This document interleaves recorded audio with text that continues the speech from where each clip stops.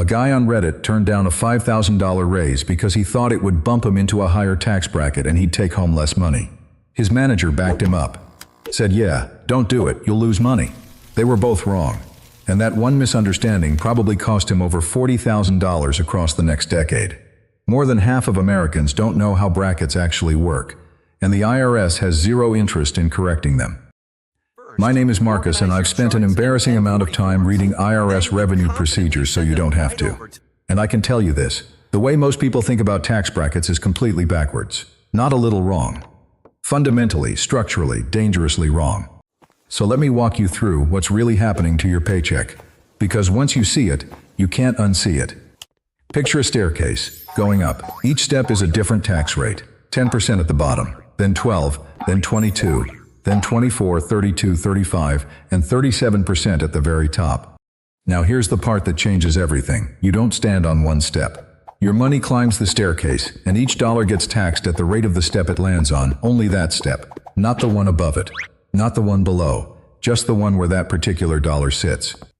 For a single filer in 2025, the first $11,925 of your taxable income gets taxed at 10%.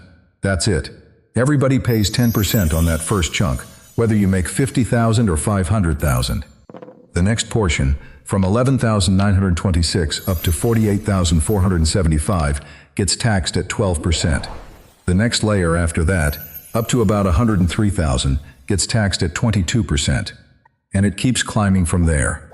According to the Tax Foundation, only about half of Americans serve. Brad understood that the rate on their top bracket only applies to the income inside that bracket, not their entire paycheck. 1 in 3 people thought their top rate hit everything they earned, every single dollar. That's not how it works. That has never been how it works. So let's go back to our Reddit guy. Say he was earning $70,000 as a single filer. His $5,000 raise pushes him to $75,000. Both numbers land in the 22% bracket, which covers income between about $48,000 and $103,000. Even if the raise had pushed him into the next bracket, only the dollars above the threshold would have been taxed at the higher rate.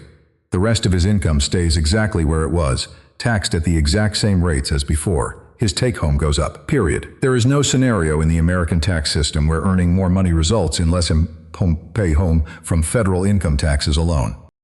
That $5,000 raise, after the 22% federal tax on it, still puts roughly $3,900 in his pocket every single year. Over 10 years, that's close to $39,000. He walked away from that because somebody in a middle management office repeated a myth they heard from their uncle at Thanksgiving. And this brings up something that doesn't get talked about enough. The IRS publishes brackets every year. They're on the website. They're in revenue procedure documents with exact dollar thresholds, adjusted for inflation. The information is free, public, and about as exciting to read as a refrigerator manual. The IRS has never run a public campaign explaining marginal rates to ordinary taxpayers. The brackets are available. The explanation isn't. Now let's talk about what the bracket system actually does to middle-income earners, because this is where it gets uncomfortable.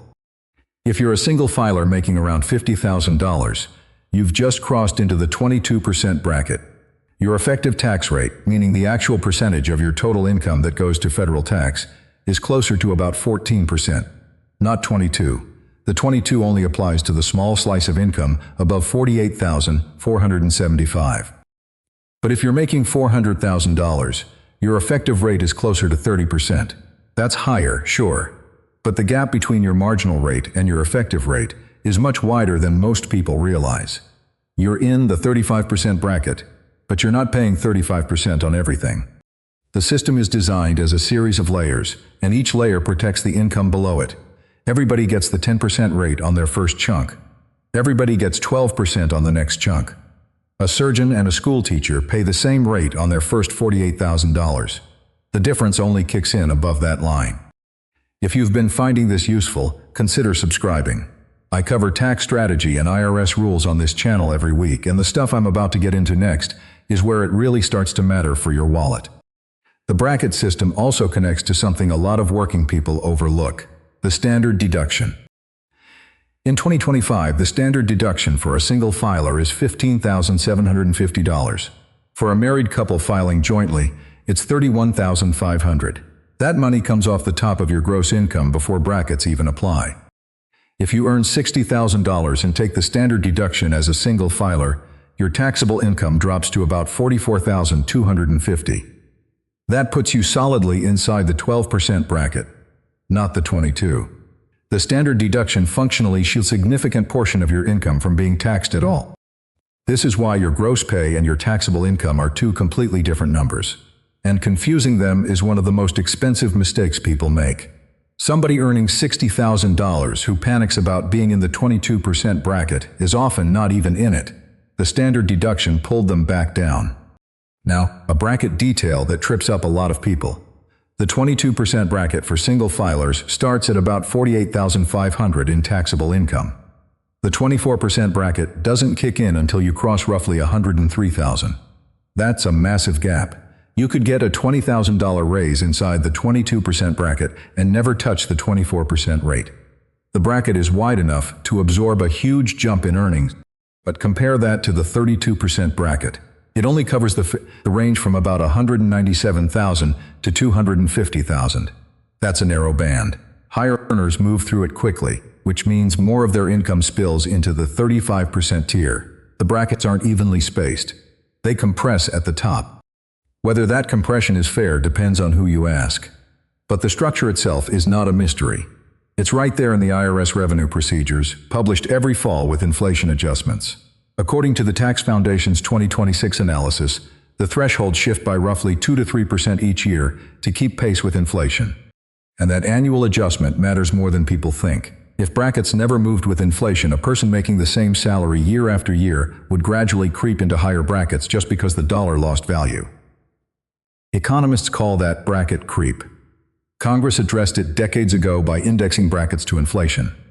But the adjustments are approximate, not perfect. Over a long career, small gaps between real wage growth and bracket indexing can still push you into higher effective territory without any actual raise. So let me bring this full circle. That guy on Reddit, he's sitting in an office somewhere, probably still at the same salary, still believing that the tax system punishes raises.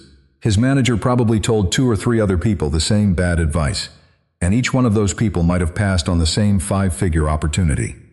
The bracket system isn't trying to punish you for earning more. It's a staircase, not a cliff. Every dollar you earn gets taxed at its own rate, on its own step. The myth that you'll lose money by moving up a bracket has probably cost American workers collectively more than any single tax policy in the last 50 years, and nobody official has ever bothered to correct it. If this helped clear things up, there are more stories like this on the channel. Taxes don't have to be confusing. They just need someone willing to actually explain them.